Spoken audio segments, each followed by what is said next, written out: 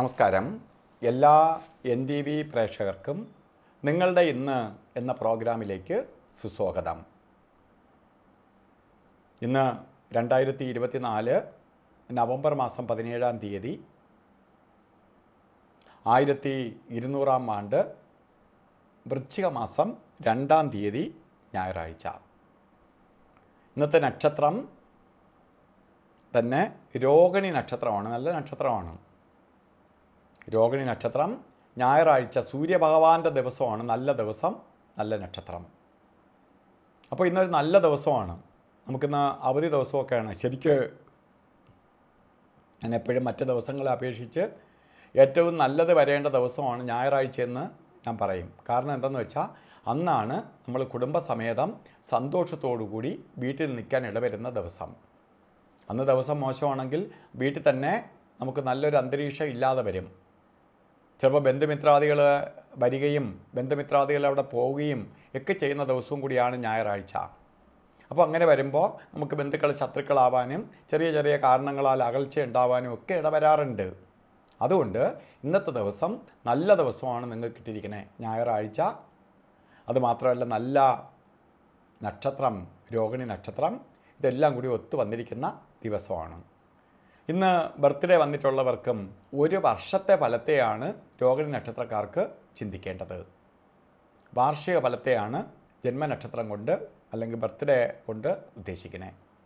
ഇന്ന് ബർത്ത്ഡേ വന്നിട്ടുള്ളവർ ഒരു വർഷത്തെ ഫലത്തെ ചിന്തിക്കുമ്പോൾ നിങ്ങൾക്ക് വളരെ ഭാഗ്യദായകമായ ഒരു വർഷമാണ് എന്നറിയുക. വളരെ പ്രശസ്തി ഉണ്ടാവും, സാമ്പത്തിക പുരോഗതി ഉണ്ടാവും, മുടങ്ങിക്കിടക്കുന്ന പല കാര്യങ്ങളും നിങ്ങൾക്ക് പൂർത്തീകരിക്കാനിട വരും. അതുപോലെ വളരെ ഉയർച്ചയും നിങ്ങൾക്ക് വന്നു ചേരും. ഉദ്യോഗമില്ലാത്തവർക്ക് ആണെങ്കിൽ ഉദ്യോഗത്തെ കൊടുക്കും. അതുപോലെയുള്ള ഐശ്വര്യപ്രദമായ അവസ്ഥകൾ വന്നു ചേരും. നമ്മൾ ചെയ്യേണ്ടത് സൂര്യൻ്റെ ദിവസമായതുകൊണ്ട് സൂര്യനെ ഒരു വർഷക്കാലവും ഭജിച്ചോളുക, സൂര്യ നമസ്കാരം ചെയ്യുക, ശിവക്ഷേത്ര ദർശനം ചെയ്യുകയും ഭഗവാന് ജലധാരയും അർച്ചനയൊക്കെ നടത്തുക. ഇതൊക്കെ നിങ്ങൾക്ക് കിട്ടേണ്ട ഫലം യഥാസമയത്ത് കിട്ടുന്നതിനും ഇടവരും. അതേപോലെ തന്നെ നമുക്ക് ഇന്നത്തെ ദിവസം ഓരോ കാര്യത്തിന് ഇറങ്ങുമ്പോൾ രാഹുകാലത്തിന് പ്രാധാന്യം കൊടുക്കണം. രാഹുകാല സമയം ശരിക്ക് 4:30 തൊട്ട് 6 മണി വരെ എന്ന് കലണ്ടറിൽ ഇട്ടിട്ടുണ്ടെങ്കിലും 4:29 ആകുമ്പോഴേ രാഹുകാലം തുടങ്ങും. നേരത്തെ തുടങ്ങിയാണ് 1 മിനിറ്റ്. 4:29 തുടങ്ങും. 5:55 ആകുമ്പോൾ തന്നെ രാഹുകാലം തീരുകയും ചെയ്യും. 5 മിനിറ്റ് നേരത്തെ തീരും. സാധാരണ കലണ്ടറിൽ ഇട്ടിരിക്കുന്നതിനേക്കാൾ മാറി വരുന്നതാണ്, ഇപ്പം നേരത്തെ വന്നിരിക്കുകയാണ്, തീരും. അതുകൊണ്ട് രാഹുകാലം ഓരോ സുപ്രധാനമായ കാര്യങ്ങൾക്ക് ഇറങ്ങുമ്പോഴും രാഹുകാലം നോക്കി നിങ്ങൾ പോകുന്നത് നല്ലതായിരിക്കും. രാഹു എന്ന് പറയുമ്പോൾ സർപ്പത്തിൻ്റെ ബന്ധം നിൽക്കുന്ന സമയത്ത് ഇറങ്ങുകയാണെങ്കിൽ സർപ്പം ചുറ്റിക്ക് യാത്രയ്ക്ക് മാത്രമേ അത് ബാധകമുള്ളൂ.